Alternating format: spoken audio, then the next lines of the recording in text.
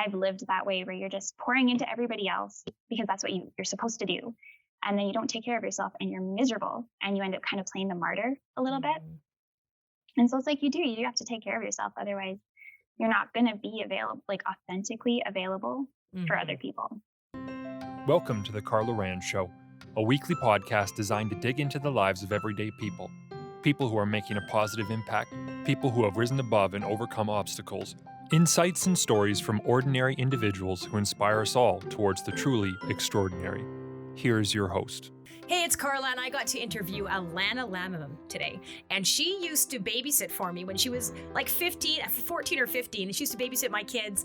And so it was really neat to connect with her. I connected with her on Instagram, and I saw her pictures, and she's painting and just doing such a great job. Her painting is very much like Beatrix Potter style, like the Peter Rabbit kind of stuff. It's just really just so serene. I really, really enjoy it. So check out her Instagram stuff, but check out this interview. She's also a mom. She's got 2 little kids, so she really kind of opens up about what it's like to be a mom and how you feel very, very overwhelmed a lot of the time. She's very honest about that. And also what artwork does for her, how that helps her, how that kind of feeds her soul. And she also has a message for the world that I think is just so refreshing. So let's listen to the conversation. All right, I have Alannah Lammiman here, and I'm excited to have Alannah on because Alannah actually used to babysit for me when she was young, and I had little kids. Now my kids... So you used to babysit Megan, and she is now 16, Alannah. Yeah. So, Which, great. Like, she's older than I was when I babysat for you. Yeah, I know. It's wild. Yeah. Yeah. So anyways, but I'm excited to have you on here, Alannah, because, number one, like you were young, you babysat for me, all that, and you were an amazing babysitter, by the way. You're always so sweet and so kind and so patient with the kids. And so I really appreciated that. And also you've done some artwork, and I was looking through your Instagram, and your Instagram, you've got like your name, but then you also have the painted lilac where you're doing artwork for a children's book. Is that right? It's just, that's my big project right now is I'm working on a children's book. And then I also just love painting wildlife and fantasy kind of whimsical art. So nice. Yeah. Yeah. It's really pretty. So Alannah, why don't you tell everybody that's listening a little bit about yourself? Where did you grow up? What were your hobbies? How was school? All that kind of stuff. So I grew up, we kind of moved a lot, but generally we kind of always came back to the Edson area, which is how I know you. Mm-hmm. But yeah, we moved around a lot, and my hobbies kind of were like painting, and I really liked writing stories as a kid. And then as I got older, I also got into photography and a little bit of music. So pretty much anything that's like got a creative ring to it, I really enjoyed. Yeah, and just always just kind of seeing like the beauty in nature. That was always like really important to me. I loved reading books, and that was kind of the fuel for some of my work, particularly early on. Yeah. So you like to read. Always. Did you do writing much, or did you mostly just do like the painting and the art type stuff? Definitely more painting and art. Okay. But I would like write stories and like do like, I don't know if you want to call it poetry, a little bit of poetry, like creative writing and stuff. Nice. And then right now my book is a kid's book. It's primarily for my sons. Like I wrote it for my son just before his brother was born. Cool. So that's kind of where the idea came from. Yeah. Tell us about your schooling, Alannah, because you were homeschooled throughout the entire time, correct? Yes. Well, actually, no. Most of my schooling was homeschool. About grade 5, my mom took me out of the public school system. I was just having a lot of trouble with it. School never really made a lot of sense to me. It just, I don't know, just too much in a box. And, there's a certain way you have to learn, and my brain just doesn't work that way. So I was having a lot of trouble with it. And so my mom pulled me out, and we started homeschooling, and I could just really embrace more of, like, obviously we learned all the things, but embrace more of what was my strengths and really hone in on those things. Mm-hmm. Yeah. That's the blessing of homeschooling. I was homeschooled a bit too. I don't know if you knew that, but I was homeschooled from, kind of in and out. So I think it was like grade like 3 to 5. And then I was No, grade 3 to 5, I went to school, I believe. And then I was homeschooled again. And then I went back to school from grade 9 to 12. So I was kind of in and out a little bit. But I do Oh, agree that, like, the way that school is structured, like, the typical way where the student sits in a desk or at a table and they look at the teacher talks and they maybe write, take notes. It's very structured, but it's very limiting, because if you learn well that way, you're going to excel. And if you don't learn that well that way, you're kind of out of luck, you know? So, yeah. exactly. I'm very hands-on, and school's not hands-on. Mhm. I think a lot So, of teachers are trying to make it more that way. Like, I'm seeing yeah. some of that, like where there's maybe more like class projects or there's more things that you can do. But again, it depends on the teacher. Thankfully for me, when I went to school, I actually learned fairly well by just taking it in. But I also am like, I really enjoy going through a process. And so I would try to kind of watch the process. But when it came to like just reading textbooks and answering questions, that was pretty brutal for me. Like, I think that's brutal for a lot of people, but that was probably one of the most brutal things, like social studies, that kind of thing, right? Where you just got to read the textbook and answer the questions. Yeah. Not my favorite, but I know there's a lot of teachers out there that really are trying to do it differently, and so that it can Mhm. appeal to more different types of learners.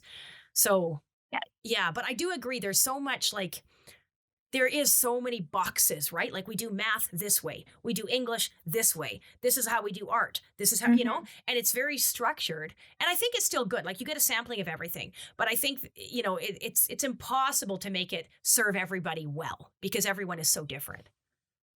Yeah, exactly.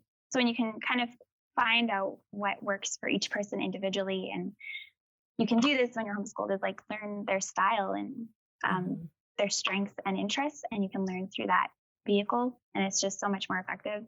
Mhm. So you have 2 kids, Alannah. Two little ones. Can Hmm. you tell me a little bit about them? What are their ages?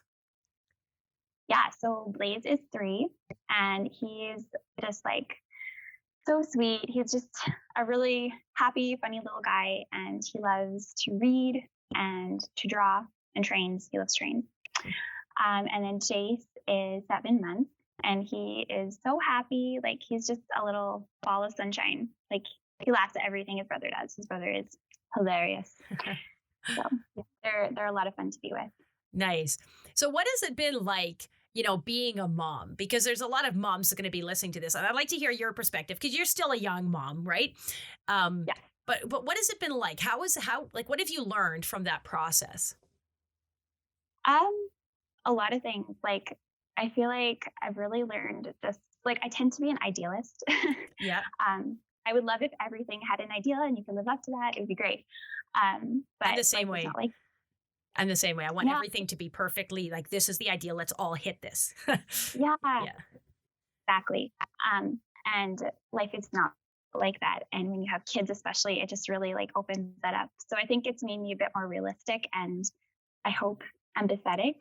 Because before I had kids, I was just like, you're like, oh, it's gonna be like this, and I'm gonna parent this way and have time for all these things and be amazing.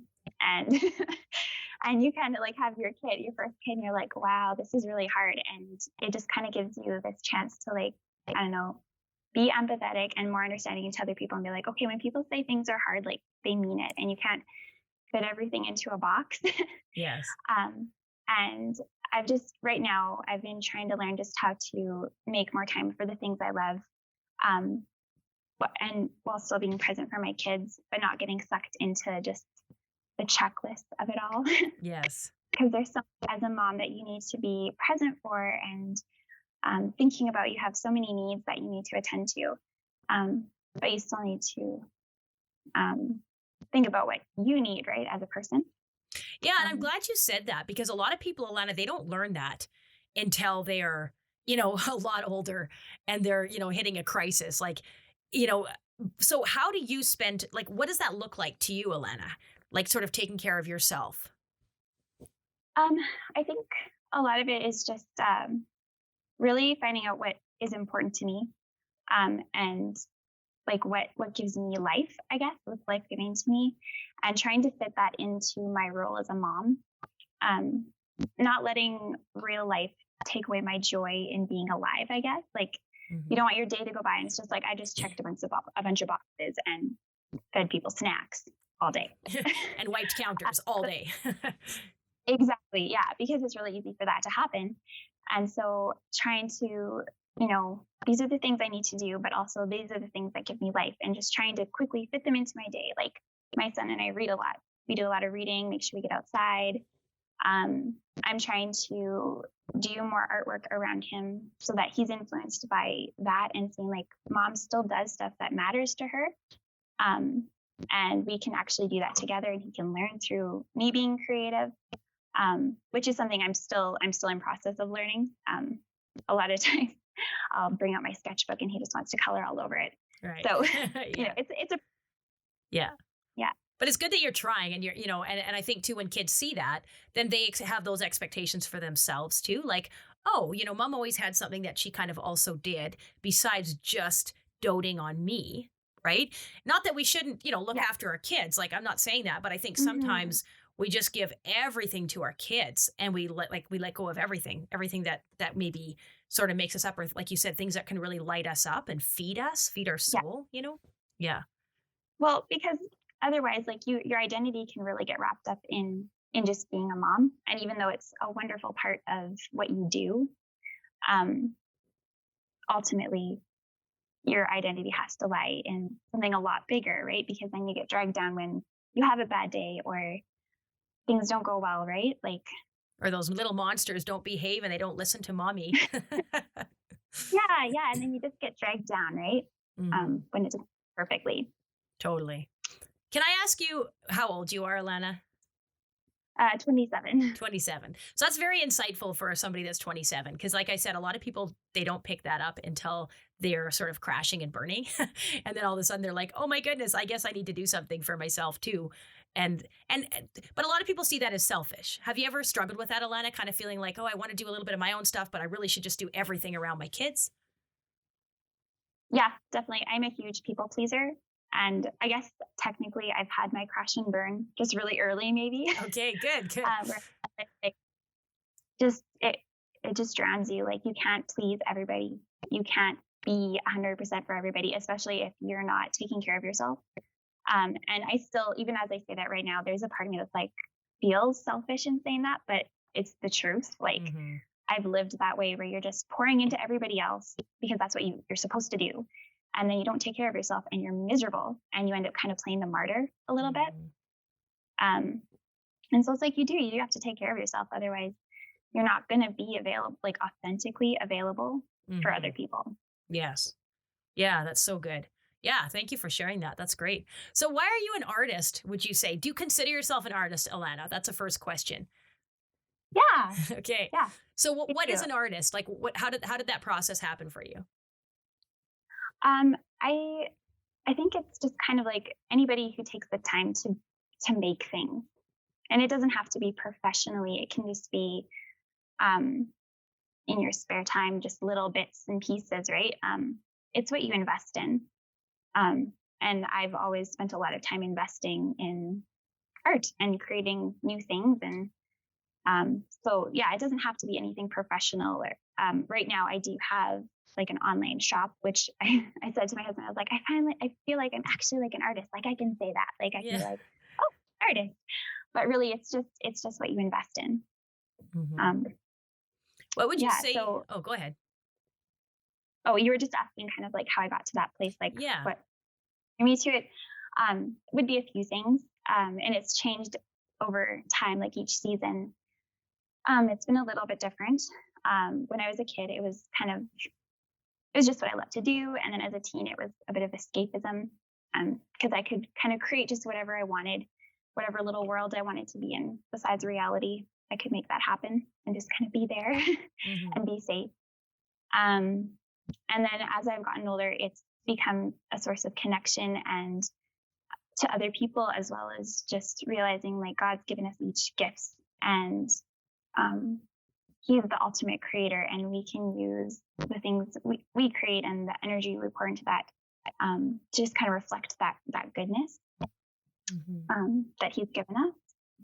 So that's a big part of it for me. But I also love the community that it brings with just people around us. Like when we were living in Salmon Arm, that's a very artsy community, and I just loved all the different artists, like, and by artists, like different medias, different things that they would make, and we'd all kind of pool together and work together just to create beautiful things and to spread joy and meaning to people around us. And that was just, I really loved that. We just saw that a lot in that community. And I'm hoping that we've only lived in Alberta here in Didsbury for a couple of months now, but I'm just really excited for when I feel like that happens here and I get to be a part of that here. Yeah, and maybe you can be a part of even creating that if it doesn't already exist, right? Like, who knows? Yeah. So what would you tell someone, Alannah, who's listening to this and they're like, okay, this is all about art. I'm not an artist. What would you say to somebody who says they're not an artist? First of all, anybody can be an artist. If creating is something that you want to do, you can do it. We are created beings. I believe we are created beings, and we all are given the ability to create in some form. And so that doesn't have to be one particular thing. It doesn't have to be painting. It could be anything where you're just making something beautiful, something new, something that speaks to you and to somebody else. But if you want to draw and you feel like you're just not very good at that right now, like, just keep practicing. I'm not anything special. I just practice a lot.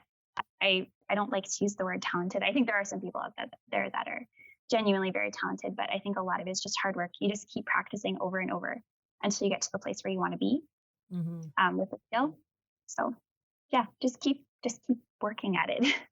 And I think there's, like you said, there's so many different ways to be an artist, right? Like, to create things, whatever it is. It could be creating businesses. It could be creating, your body or your health in a certain way. Even that could be part of a creative process too, right? It could be music. It could be art. I think sometimes we categorize things. So we think of, the arts, that's music and drawing, and it's like, well, there's a whole bunch more. And so I think I like to just keep opening up all the boxes, just keep all the lids wide open and just let everything go in and out of the boxes. Maybe to some people, they would go crazy. It's too chaotic, but I feel like that's more how life should be, right? They should just have a little, just way more overlap, way more, like even with my fitness classes, it used to be like, there's yoga, there's boot camp style, there's strength training, but like my classes are just kind of a schwumble of like, whatever I think is going to get the best results in the quickest amount of time. I don't categorize it necessarily in one particular way, right? So, well, as an example, like a couple months ago, I just didn't have the time to draw. Like, new baby, you're exhausted. So making beautiful spaces in my house was just a way of being creative, like organizing and hanging up picture frames and just making our space look welcoming. That was just my way of being artistic with what I had in that moment, just as an example. Yeah, it can really be anything. Yeah. So it's really quiet there because your kids are being babysat right now, right? Yes, it would not be quiet otherwise. Well, I know that those ages, I mean, like some people, they're like, oh, Carla, I don't know how you had 6 kids. I'm having a hard time with one. I'm like, it doesn't matter how many kids you have. Babies are always difficult. Everything's urgent. Everything's a panic.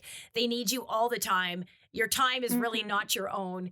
And it's just like your life revolves around this baby, right? Because it needs to be looked after and it's so demanding. So how are you finding just like being a mom in that way? Like, are you able to get your sleep? How are the kids sleeping? Just those kind of things. Sleep is terrible. I'll just be really honest about that. Thank you for saying that. I don't know if you ever sleep well again after you have a kid, but that's okay. You find other ways to cope with that. I drink a lot of coffee. But yeah, it is overwhelming sometimes, and I think we need to be honest about that. It's a really wonderful time in life. I would not want it any other way, but it's overwhelming a lot of the time. Yes. And so I think that's why it's important to bring your kids into more meaningful things and activities and just realities, and bringing them alongside you, kind of striving for a bigger picture with them. And it doesn't always have to be that, right? Like there's a beauty to just having quiet days where the biggest thing you did was play trains on the floor. We do a lot of that. But yeah, just bringing them alongside you and showing you like there's a bigger picture here. There's more that we can be involved in together. and just helping them see the beauty around them. But one thing I've kind of just been getting into the habit of doing is like during my day, I've got kind of my to-do list. And then I also, beside it, have just like a list of life-giving things. And they're nothing huge. They're just things that kind of brighten up the day and make it less overwhelming. It can be as simple as like having a cup of coffee or just pausing for 10 minutes to play with my kids. Because I really do enjoy that. But sometimes in the chaos of the day, there's so many things needing your attention. You just can't focus in. So I just set aside time, 5-10 minutes in between the big things to just pause and appreciate what life is with them. Good. And what would you say is the hardest part of being a mom, do you think? Do you think it's the lack of sleep, or is it just like that the constant urgency, or like what would you say? I think a hard part is well, for me personally, the hardest thing would be just that it's really easy to lose that wonder for life, I guess, because I think I kind of said it earlier, like everything just kind of becomes like your to-do list for the day. Just get these things done, feed the kids, make sure they're happy, make sure everyone's eaten, and everything gets kind of chalked up to a to-do list, and the joy kind of gets sucked out of it. So yeah, for me, it's just kind of losing my wonder and my excitement for being alive during the day, because it just feels like the same thing every day. I would say it's probably the hardest thing. And I think that's why art is so important to me, because that's just my way of seeing like there's always beauty, there's always something good and wonderful. We just have to have our eyes open to it. So what does art do for you? So it obviously helps you, see beauty. Does it do anything as far as like just helping you cope? Like when you're drawing, when you're painting, what does that do for you? It's just like a really good way to just get out of my head and just feel like I'm part of something bigger. Like last night, I just took some time. I was having a really bad day yesterday. I just took some time to just in the evening just draw, and I just felt so like relaxed and grounded afterwards, and just more like myself.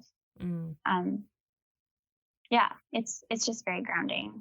That's what I do with writing. Yeah, when I just start writing things down, and I find that helps. And I never used to do that, Alannah. And like I would work out and stuff, but sometimes you can't work out. You just need something that you can do right now, right here. And, and sometimes drawing or art is that, Yeah. I was actually talking to a friend last night, and she was saying like how it's just kind of a way of communicating without words, essentially. And I think that's very true. Yeah. It's kind of get all your feelings out on the paper. Totally. Yeah. And when you're doing your artwork, what do you hope that it does for people that are like looking at it, like your viewers? I want it to bring them joy. I think life is really hard sometimes, and especially like this past year, I think we've all kind of just become a little bit disillusioned with everything. And sometimes we need to be disillusioned with the things that weren't, I don't know, a good focus point. But I just remind people like there's still joy. I want people to see my artwork and feel happy, I guess. And like there's still hope. There's still beautiful things that we can be a part of. Cool. And that they can take that time for themselves too, to do something that brings them life and joy. Yeah, that's good. Alannah, what would you say is sort of your message to the world? Like if you could just tell our listeners sort of one or two things or ideas, what would those be? I know it's a really big question, but. I think, just don't lose your wonder. Don't you lose your joy in life. Like, even though it's hard, even though things like come and beat us down, like God is always working. There's always beautiful things for us to be seeing and enjoying. And he's given us so many good gifts, and don't lose your wonder. Good. Be a child. Be a child. Yeah. That is good, because I think sometimes, I know for me, like I'm just processing this as you say it, like what does it mean for me to have wonder or lose the wonder? And I think, yeah, when I start to just, like you said, there's just like a to-do list and I'm not doing anything that really lights me up, maybe, it's just go, go, go, check, check, check. And you don't take time to like look. And I think especially Alannah with social media, with smartphones, all of that, like it's so easy to just be always here. And sometimes like it's like we don't even look around and see the beauty of creation, of nature. Yeah. Well, and yeah, I was actually thinking about the other day, like I was just kind of taking stock of like my week, like I feel drained and I feel like I shouldn't feel drained. And just kind of taking stock, like what are the things that I'm engaging in that they're not actually fulfilling me in any way. Mm-hmm. And yeah, being on social media needlessly is probably a huge thing, right? Because sometimes that's just the easiest way to feel good. Get that quick fix of happy, feel good hormones or whatever. But it's not real, if you know what I mean. And I don't say that to take away, like I do think there's very good things that can come of it. Like obviously this, like I think the conversations you have with people, like there is a place for social media, but we abuse it a little bit, I think. Mm-hmm. Yeah, so just being aware of like am I investing time in stuff that's just dragging me down and not worthwhile, right? Mm-hmm. Yeah, that could be a whole nother conversation about all that. But I think it's true. Like so often we go to something that's going to be a quick fix rather than going to something that's going to actually fulfill us for the long term, right? And it's going to be more healthy and put us in more of a, I guess a focused, renewed state. Yeah, exactly. Because God's given us all a gift. We all have gifts, and we can use those to bring him glory. We can use them to build community and connections with people. And those are the things that really matter. Mm-hmm. And those are the things that I want to be investing my time in. And I'm not always good at it, but just reminding myself every day, like, these are the things that matters. These are the things that don't. Yes. And I think that art or any type of creativity is such a gift too, isn't it? It's such a way that we can process our emotions, that we can communicate with other people. It's just such a powerful gift that we've been given. Mm-hmm. Yeah. Yeah. Well, thanks so much, Alannah. Can you tell us, like, where would we go to find you? If people want to like see your artwork or learn more about you, where's the best place for them to go? So I do have my art shop, which is you can find it at thepaintedlilac.com. Or if you just kind of want to keep in touch with, just more everyday stuff, I do have like an Instagram page, The Painted Lilac, and Facebook. Yeah. Cool. Usually on there posting stuff or whatever. Yeah, and please go check it out. It's very good. Alannah's stuff, I really, really like it. I would say it's a little bit like what am I trying to say? The bunny, the Peter Rabbit, kind of like. Oh, that actually makes me so happy. Yeah. It's like I love Beatrix Potter. Yeah, it reminds me a lot of Beatrix Potter, and so if you like that kind of style, and like you'll have pictures of like deer and rabbits and like other animals and flowers, and it's very pretty. I think it's very pretty, and it's very like sort of soothing to like view. It's not going to be. It doesn't look hostile at all. It looks very inviting and very peaceful. Well, thank you. That means a lot. Yeah. So keep it up, Alannah. And thank you so much for being on the Carla Rand Show. Really enjoyed this conversation. You're welcome. It was really great to talk about this. Thank you. This episode is brought to you by my company, Power Fitness Online. We are a tight-knit fitness community, and we guide you every step of the way to get fit and stay fit through our live workouts, nutrition coaching, and incredible support team. Go to powerfitnessedson.com to learn more. Thank you for tuning into the podcast today. If you enjoyed it, please leave a positive review on Spotify, Stitcher, Apple Music, or wherever you're listening. And if you're watching on Facebook or YouTube, I would love to see your comments. I would love to know what you think about this episode and interact with you. I love hearing from you. Once again, I'm Carla Rand, and this is The Carla Rand Show, and I can't wait to see you next week for our next episode.